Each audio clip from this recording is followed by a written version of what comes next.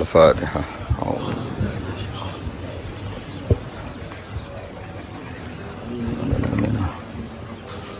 Khairil mughdibi alaihim wa alaihim naswab asyafaqan. Bismillahirrahmanirrahim. Ifja'ukum min fawqikum wa min asfala minkum wa idzaghatil absaru wa balaghatil qulubul hanajir wa balaghatil qulubul hanajir wa tadhunnuna billahi dhununa hunalika betuliyal mu'minuna wa zilzilu zilzalan syadida. Ifja'u nalikane padha ngepung sapa kafir-kafir kabeh. Wonten kafir Quraisy, wonten tiyang Yahudi, wonten tiyang Nasrani. Ngepung kum ing sira kabeh min fawqikum saking sisi dhuwur sira kabeh. Orang-orang kafir sing koalisi niku ngepung Rasulullah lan para sahabat saka sisi atas, wa min asfala lan saking sisi sing luwih ngisor mingkum saking sira kabeh. Maknane min a'lal wadi saking dhuwur-dhuwure jurang wa asfalihi lan ngisor-ngisore jurang. Minal masyriqi saking sisi wetan wal maghribi lan sisi kulon. Supaya bayangno perang riyen niku satu-satunya peristiwa paling unik niku perang Ahzab ya. Iki normale tiyang Yahudi niku gedeng wong Nasrani. Wong Nasrani normale gedeng tiyang napa? Yahudi. Mergo wong Nasrani niku keyakinane Isa iku anake pangeran, Trinitas. Wong Yahudi meyakini Isa iku anak zina, kudune rak musuhan. Cara Nasrani sing nyalib Isa iku tiyang napa? Yahudi. Nah, tapi pangeran lagi ngersakno iku dengan sejarah seperti itu tahu koalisi musuhi sinten? Kanjeng Nabi. Sakjane ya rontok aneh. Ya, terus niku satu-satunya peristiwa tiyang Yahudi, Nasrani, kafir Quraisy niku koalisi nglawan Kanjeng Nabi. Hizbun niku pasukan, kena Ahzab pira-pira napa? Pasukan. Mulane diarani surat napa? Ahzab. Min a'lal wadi saking dhuwur-dhuwure jurang wa asfalihi lan ngisor-ngisore jurang. Minal masyriqi saking sisi wetan. Nah, kenapa disebut al-wadi ku jurang ini? Wow, ketika Rasulullah tidak mampu secara zahir menghadapi mereka karena pasukannya ndak imbang. Ini sing masyhur teng lareh niku koalisi kafir niku 12.000, Kanjeng Nabi namung 3.000. 3.000 mawon sebagian niku tiyang munafik, sebagian tiyang napa? Munafik. Terus ada usur dari Salman Al-Farisi, riyen kan mboten enten pesawat ya, mboten enten tank, mboten enten tembak nggih. Anane iku kuda. Kuda kalian panah. Jadi bayangno nggih, anane napa? Kuda dengan panah.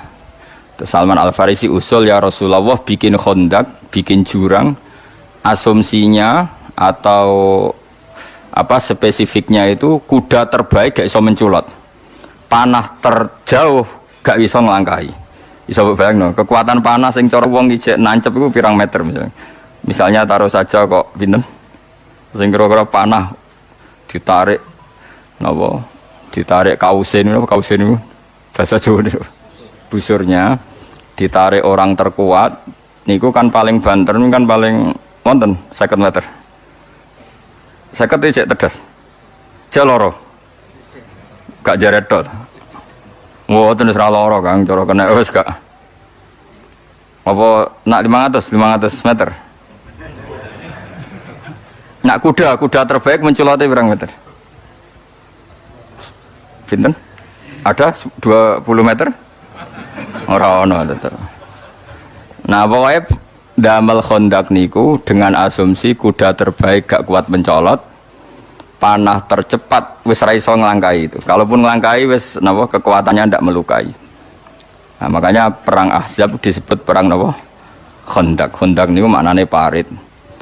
Terus problem kedua, lalu parit itu panjangnya berapa? Karena kalau misalnya paritnya sudah dalam, sudah memenuhi spesifik itu, kemudian musuh itu saking banyaknya nglangkai parit itu.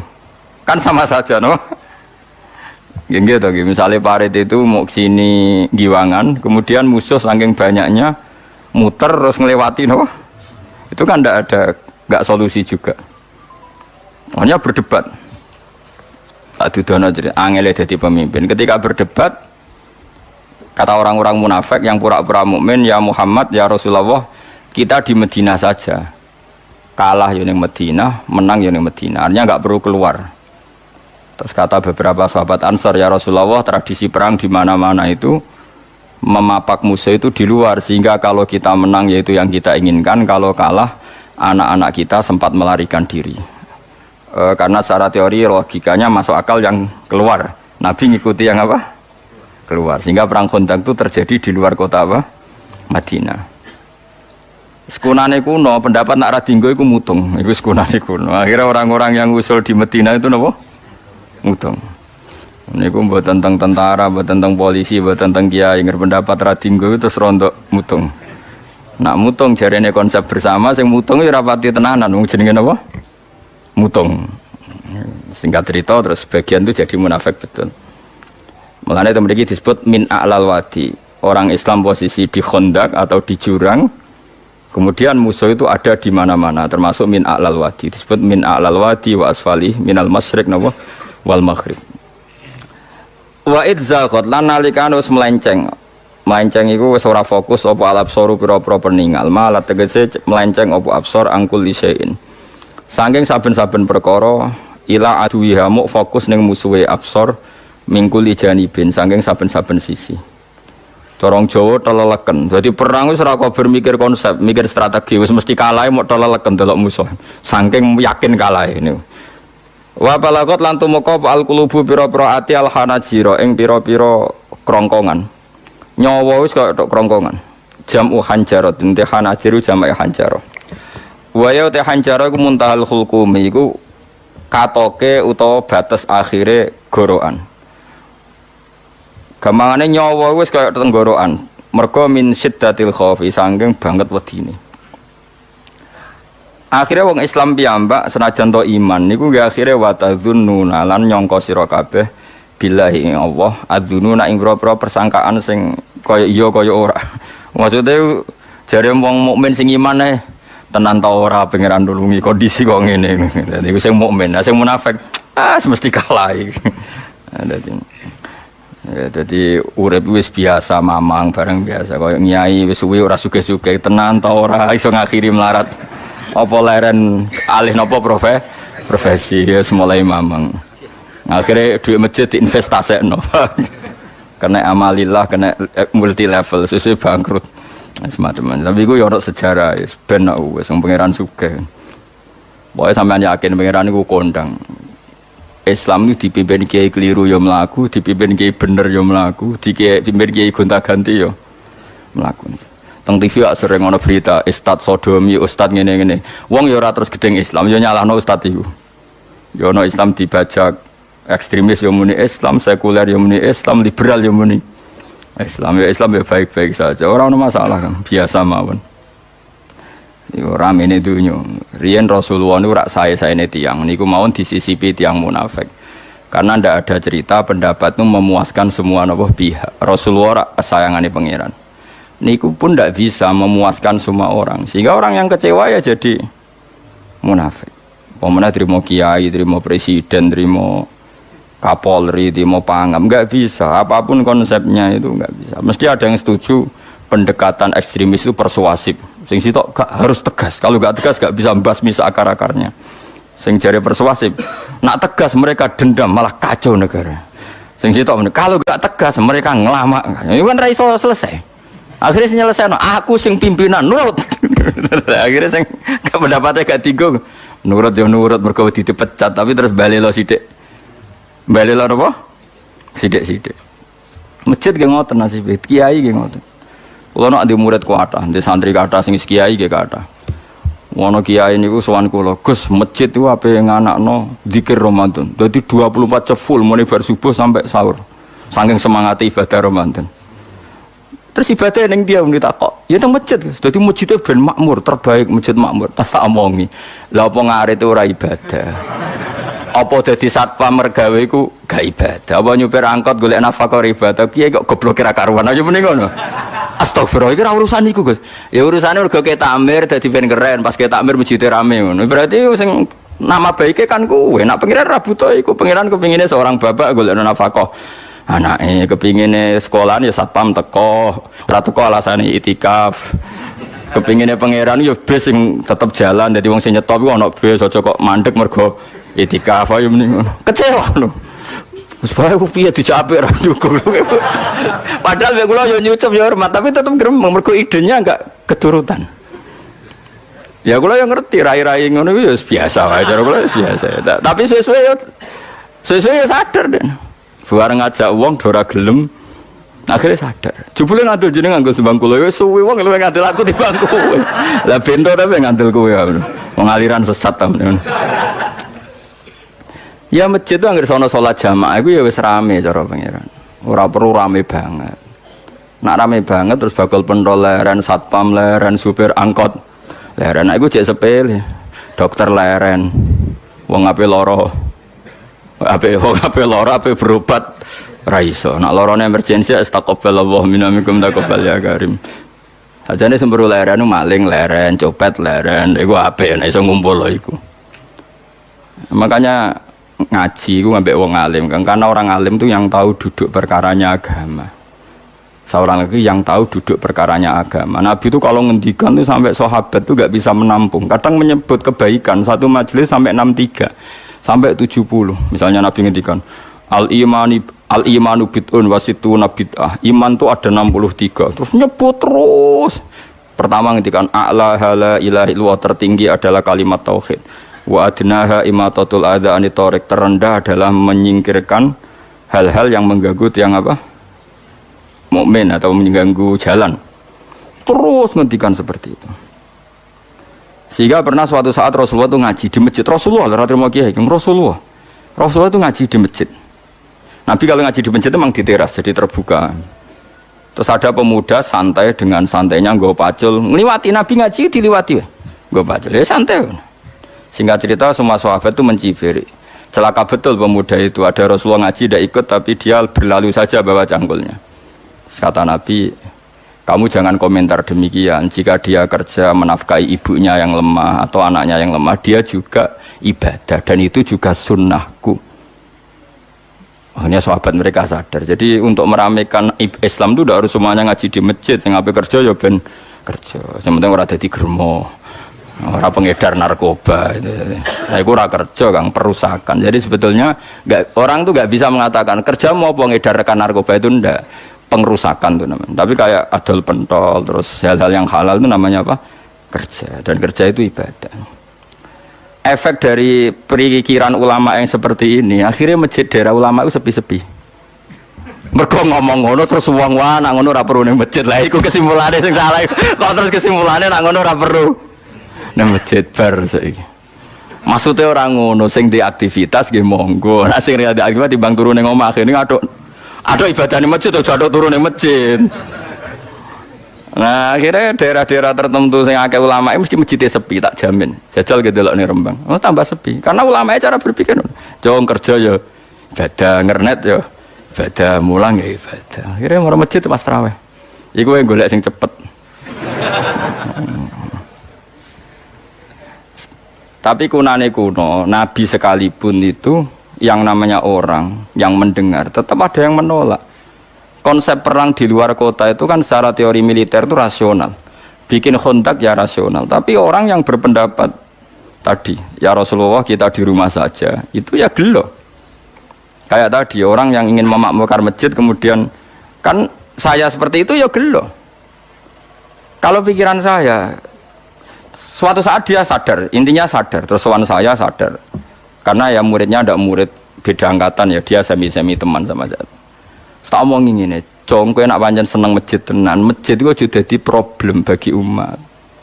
Misalnya gini, aja sampai kenapa ora nyupir angkot demi nak mirno masjid, kenapa ora tugas satpam demi makmurno masjid. Berarti masjid ini menjadi problem penghalang dari sistem sosial ekonomi. Kowe seneng masjid darani problem, kowe seneng masjid dianggap kambing hitam. Ya sudah, sholat jamaah saja, sholat jamaah di masjid. Terus yang nganggur-nganggur ya ke masjid. Tapi kalau yang sibuk ya monggo, asal itu halal ya ibadah. Ketika Nabi setiap aktivitas muslim asal halal itu apa? Ibadah. Makanya kita harus. Nah, tapi kan pendapat seperti ini itu kan kadang dibantah juga. Tapi ki Ramadan Gus tahun pisan, mosok njenengan ra setuju. Tak bukti kalau dia hadun nafsi tak tes. Ya wis aku setuju, syaratnya ketuane takmir ra kowe. Dadi masjid rame pas kowe ra ketua takmir. Isen dene karena dia ingin punya prestasi. Berarti sawang wow pas dene ketua takmir hadun nafsi enggak? Hadun nafsi pasti dia itu cari. Ya jajal pengajian sing gede-gede. Mergo pengurus takmire kepengin pas era dene tau pengajian geden. Pas gak pengurus takmir terus ana pengajian geden. Wah opo rame-rame bareng. Padahal orangnya sama. Nah itu ulama itu tukang ngomong seperti itu. Mungkin menyakitkan tapi ulama itu terus ngomong seperti itu supaya agama ini dibawa berdasar ikhlas bukan hadzun nafsi. Bukan kepentingan pribadi. Tapi tentu ulama tetap ngomong iktikaf ya sunat baik, kerja ya baik, amal lainnya asal baik ya baik. Ngomong gitu terus. Tapi kan mangkel loh akhir ulama karena bagi pengurus masjid baik itu pas Ramadan ya masjidnya rame. Bagi yayasan yatim piatu amal ape ya dikekno yayasan yatim piatu. Bagi KBIH, bagi travel amal ape ya umroh. Ya ora. Jadi tenan kula raguyan. Mana mungkin travel umroh dalil kowe nek duwe dhuwit luwih kekno cah yatim kekno masjid gak payu travel. Tapi dalile al umroh ilal umroh kafaratun lima bainahuma. Umroh itu yang mengkafaroi dosa. Jadi dan itu kersane Allah, orang macam-macam pikirannya kersane Allah dan baik-baik saja. Dunia diokal-akali ini ya baik-baik saja. Allah ya tenang aja tetap sugih. Cuma ulama harus ngomong seperti saya. Jadi karena keterbatasan manusia sehingga yayasan yatim piatu mesti ngomong seakan-akan ibadah terbaik yang nyumbang yatim piatu. Nanti yang di travel ibadah terbaik ya sowan nabi umroh. Nanti sing jamaah tarekoh ya ibadah terbaik itu tarekoh. Semua dan itu semuanya baik gak masalah, kita tidak masalah. Tapi kalau memaksa orang lain harus seperti itu dan mengkerdilkan kebenaran hanya surahnya gambarannya seperti itu, kita sebagai ulama harus melawan. Karena Nabi dawuh kebaikan itu sekian jumlahnya. Terus Nabi menyebut di satu majelis itu 60. Sampai yang diantara yang disebut itu nganti ono sing jorok. Wa fi buti ahadikum sedekah. Kowe ngeloni bojomu iku sedekah. Sampai sahabat takok, "Ya Rasulullah, masa urusan gitu ibadah? Ayati ahaduna syahwatahu wa huwa alaihi ajrun." Masa urusan kelon itu ganjaran ibadah. Terus Nabi jawab, kata Nabi, "Faqih falawadu'a fi haramin akana alaihi wisrun." Kalau andikan dia meletakkan mental seksnya atau aktivitas seksnya di luar yang halal, apakah itu tidak dosa? Iya ya Rasulullah. Terus kata Nabi, wa kadzalika, begitulah kalau diletakkan di halal dia juga dapat apa paha. Terakhir Nabi ngendikan takufu syarraka anin nas fa innaha shadaqatun minka ala nafsik. Jika kamu itikaf di masjid tidak bisa, adol pentol tidak bisa, jadi satpam tidak bisa, aktivitas sosial yang menguntungkan orang lain tidak bisa. Takufu syarraka anin nas. Yang penting kamu tidak berbuat buruk yang merugikan manusia. Sehingga sampai ada riwayat dari orang sufi, ibadahnya orang zaman akhir itu tidur. Karena anak tidur itu gak ganggu wong. Iya. Paling bojo tok sepeten. Tapi kan yo nyopet yo ora, zina yo ora, ndelok wong ayu yo ora. Nah, itu sampai Nabi terakhir nyebut. Dari sekian kebaikan tuh kalau gak mungkin kata Nabi takufu syarraka anin nas fa innaha shadaqatun minka ala nafsik. Sementing kamu tidak melukai atau merugikan orang apa? Sehingga misalnya ulama kok ngerti ada orang tidur di rumah, wong apik, gak ganggu wong. Ana bajingan mati, wong apik, sreso bajingan meneh. Nah, akhirnya masyhur orang krono bajingan mati, kiai tenan yo. Saya nggih mayit niku, wong gak siap muni saya. Bajingan sih. Saya padahal ning atine kiai nek mati ya apik dong ora iso bajingan. Akhir dari bajingane ya wis mati. Lha sekarang ngakhiri bajingan apik ta elek? Apik. Berarti matine elek ta apik? Apik. Maksudnya kiai ku apik matine ora apik wonge. Lah wong gak trimo pikirane apik iku. Wonge. Lah kiai wis ndake wis pinter maksude. Apik nggih niki. Ngomong keberatan. Ayo men apik. Ya sesuk kan wedi yo. Nggih apik. Lah itu ilmu. Jadi ngaji ilmu itu orang harus punya kesiapan pendapat meskipun itu kita tidak siap. Wa wasa antakrahu syai'a wa huwa khairul lakum. Pendapat itu meskipun kamu kadang tidak cocok, bisa saja menurut Islam itu ini lebih apa? Baik. Karena tadi kebaikan itu sekian bentuk. Bisa ulang, kebaikan itu sekian apa? Bentuk. Nih kalau suwon misalnya sampean pengurus takmir masjid, nak kepen masjid rame ya gak apa-apa. Itu memang bidang kamu. Tapi pastikan hati kamu ingin ramai itu gak kepengen prestasi karena kamu sedang ketua takmir. Bener-bener ingin masjid ini ramai. Bukan ketuanya rakwel lah. Tapi problemnya di Indonesia, anak ketuanya rakwel kok ngomong ambisi. Ora ketua kok degeraan. Angel urip kumpul wong angel. Akhirnya zaman Nabi pun karena yang seperti ini terjadilah orang nawa munafik. Yes, tapi ini sunnatullah mau apa? Di khilah-khilah sunnatullah. Kalau orang terkasihnya Allah saja gak bisa menghilangkan orang munafik, apalagi kita tambah tidak bisa. Dan itu bagus. Ada orang munafik itu bagus. Ngetes iman, apa? Seru, apa? Seru. Orang munafik itu mari dunia, apa? Seru. Wong itu ya kersane pangeran pun nang ngandel kula. Kabeh ning donya kabeh kersane pangeran. Ana wong kafir, ana munafik kabeh kersane pangeran. Kita mau nglakoni syariat. Mohon singkat cerita, Nabi itu dikepung tertekan sekali. Itu sampai 26 hari. Sebagian riwayat mengatakan 1 bulan. Karena dibulatkan. Itu yang pasnya itu sampai 26 hari. Wa balaghatil qulubul hanajir. Itu orang-orang Islam pun sampai wa tadzunnuna billahi dzununa. Manane dzununa al-mukhtalifata kang selang-seling. Beda-beda. Manane bin nasri kadang ya yakin ditulung Allah, wal yaksi lan kadang wis putus asa. Dadi kadang ya umat imane wis tetep Allah nulung, dinteni sesuk ora. Tetep. Bareng wis 2 minggu. Ketoke ora ketok. Kaya wong latihan kiai. Wis kuwes-kuwen melarat tak wis. Ketoke kudu alih profesi itu terus. Ya itu ya gak apa-apa, namanya manusia. Kados ning sahabat saja yang orang terbaik setelah Rasulullah, mereka watadzunnuna billahi dzununa. Manane ayil mukhtalifata bin nasri wal yaksi. Kadang yakin ditulung pangeran, kadang wal yaksi putus asa ditulung pangeran. Mergo wis kewajo, keadaan wis kacau bae. Hunalika ing dalam kono-kono panggonan ubtuliya den coba sapa al mukminuna pira-pira mukmin. Ukhtu biru tegese den coba sapa al mukminun, dites sapa al mukminun. Liyata bayana fawa dadi jelas sapa al mukhlis wong sing ikhlas min wiri sanging liyane mukhlis. Wa zulzilu lan den guncangna sapa al mukminun khurriku. Tegese diguncangna sapa al mukminun sijalan kelan guncangan saditan kang banget. Min syiddatil fazai saking bangete kaget. Dhewe omong sak omong wis ora tertib. Pikiran wis ora karu-karuan karena dikepung orang kafir dari berbagai sisi dan mereka semuanya niat membunuh. Repot loh Kang, dikepung niat membunuh. Nah Indonesia kan paling banter sampean dikepung paling apa di penjara, itu lewat pengadilan. Jadi duwe jedal. Mboten dikepung wong kafir jan niatnya itu membunuh, rasa lewat pengadilan, ra ono pengacara, ra ono penjara Kang. Niate umum. Kowe siap dikepung wong sing niate jan bunuh. Setelah membunuh ra ono urusan. Ngriyen ra ono HAM, ra ono negara, gak ada apa-apa. Sumpek. Oh sumpek Kang. Mulane tiyang mukmin disebut hunalikabtul mu'minuna wa zulzilun apa? Zilzalan syadida. Akhirnya apa? Ketika dalam kegalauan seperti itu, kekacauan seperti itu, Allah cerita, wazkur idh yaqulul munafikun. Wazkur lan ing sira Muhammad idh yaqulun nalikane ngucap sapa al munafikun pira-pira munafik. Waladina laru akeh fi qulubihim kang tetep ing dalem atine ladina maradun te lara. Mana lara uduk fa'tiqadin tegese lemah etikad. Ketika dalam keadaan tertekan seperti itu dan sebagian yang bersama Nabi itu tidak semuanya sahabat baik. Ada juga sebagian mereka yang sebenarnya tidak sahabat, mentalnya munafik.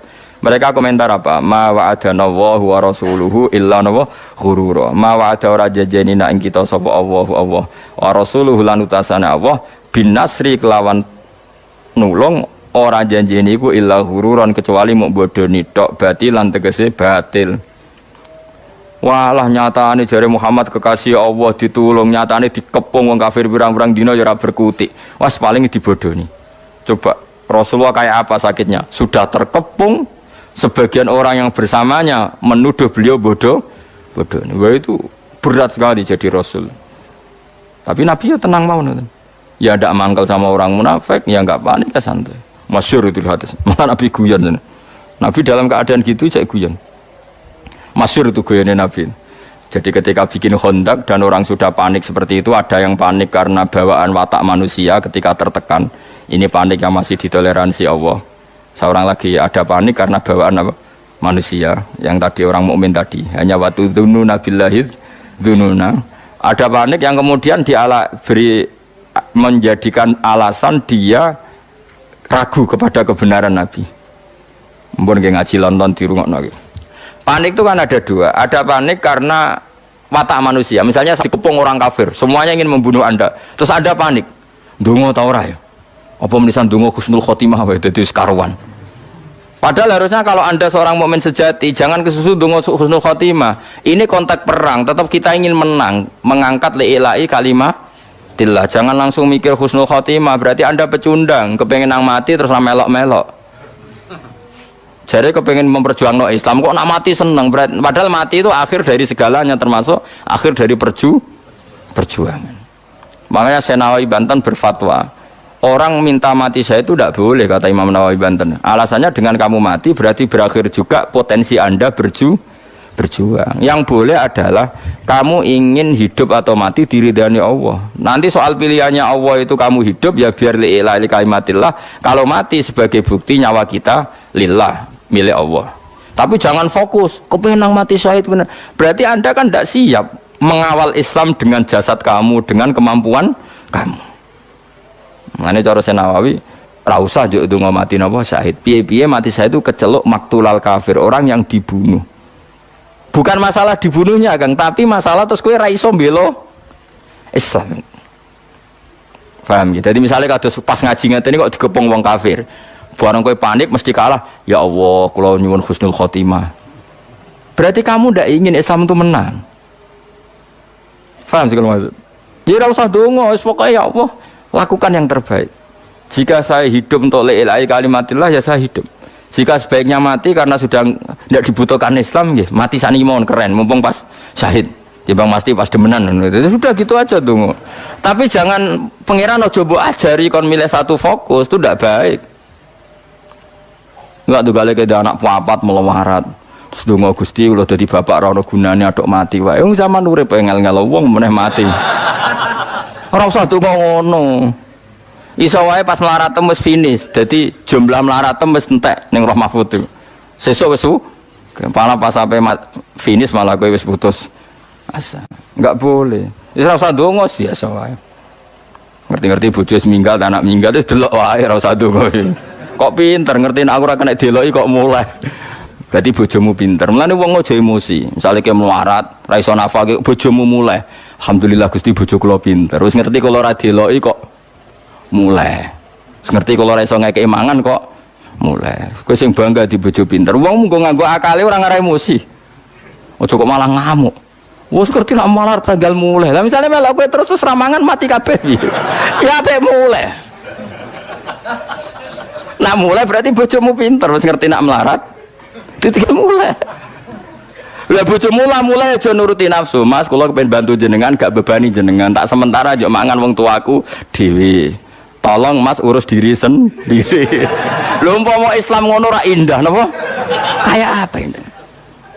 Lho kula nulis kitab karangane ulama-ulama papan atas. Sebagian mereka habib, sebagian mereka ulama biasa, tapi ya ulama.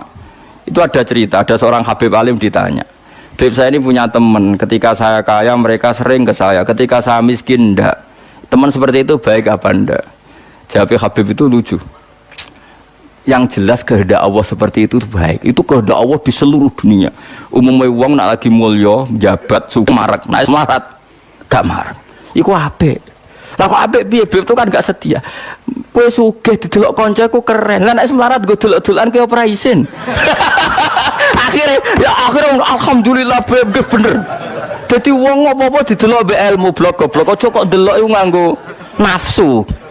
Misalnya Ruhin sugih di Alphard, kula dolan seneng. Ayo Gus ngopi ning di kafe sing larang. Rono neh cek sugih. Wis medun tapi Sinova. Ayo Gus ngopi cek cukup lah. Barang wis rono melarat tukang bengkel buruhe wong cek pasti sentak. Siap gak didelok kancane? Ayo jawab.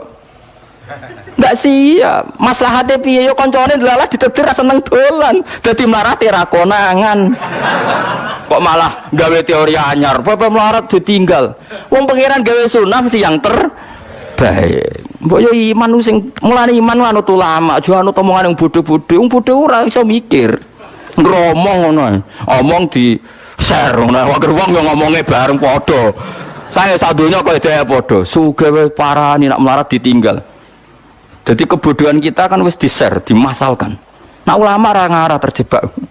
Allah di sunah niku malah apik. Mergo kowe nak didolani kanca pas sugih kan siap, iso nyugoi, iso hormat. Nak kowe melarat didolani kanca iku isin. Isin gak kowe tau sugih di Alphard di Innova. Bariku suatu saat kancane dolan wis bengkel cek buru wong. Siap kowe didolani kanca. Ayo jawab. Nak siap kelainan kowe. Ayo milih ndi ya. Makanya ilmu itu solusi ya. Mulane apik nek kanca melarat bakar ora usah dolani. Nek sakake transfer iku aduh. Motor apik ora usah dolani, titip-titipno tanggane to. Apa yang dibikin mulane bojo pas kowe melarat bojomu mulai ku apik. Oh apik banget. Bojoku pinter, di sing kena deloki dilakoni. Saiki aku ora kena deloki ya mulai. Ya SMS, alhamdulillah dek gue ngurangi bebanku. Ya mas wis tak pikir. Coba gang sawulan ana surat rapak. Wis dinikmati ae, ora rapak ya. Piye dek karep piye mas ketoke wis ra kuat di bojo aku wis pegatan. Ya wis ra masalah, sing penting kono sing njaluk kan keren. Jadi kan tak takoki pangeran. Aku ora seneng pegatan. Mriku sing nyuwun Gusti. Kan kowe ring-ringano hisab napa? Terus bojomu takok, "Kenapa seneng pegatan?" Dapat kalar nafkah ngene-ngene. Ya, kan akhirnya padha bener ya. Tapi nak kowe ngawiti megat, kere pola. Kere napa? Pola. Kere di keputusan penting.